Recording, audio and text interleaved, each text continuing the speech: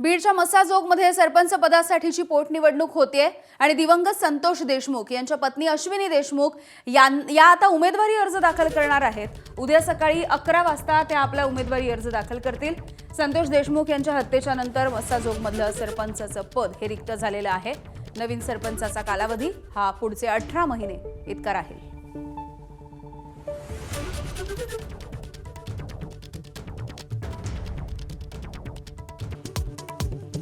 नाशिकमध्ये लैंगिक अत्याचाराचं तिसरं प्रकरण समोर। खासगी कंपनीमध्ये महिलांवरती लैंगिक अत्याचार झाल्याचं उघडकीस।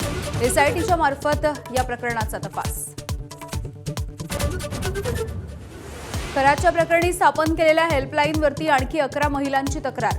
खरात विरोधात आतापर्यंत 12 गुन्हे दाखल। खरात विरोधामध्ये 8 महिला अत्याचाराचे तर 4 फसवणुकीचे गुन्हे दाखल।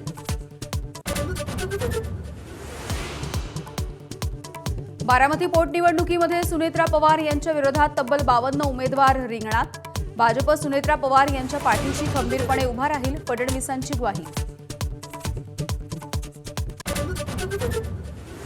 उपमुख्यमंत्री एकनाथ शिंदे पक्षामध्ये भाकरी फिरवण्याच्या तयारीत। पदावरती असून काम न करणाऱ्यांना डच्चू देणार। पदाधिकारी, आमदार, खासदार, मंत्र्यांच्या कामाचा आढावाही घेणार। अखेर 40व्या दिवशी इराण अमेरिकेचं युद्ध थांबलं। 2 आठवड्यांसाठी हल्ले नाहीत, ट्रम्पची घोषणा। होर्मुझची सामुद्रधुनी उघडण्यावरती सहमती। अमेरिकेनं 10 अटी मान्य केल्याचा इराणचा दावा। एबीपी माझा, उघडा डोळे बघा नीट।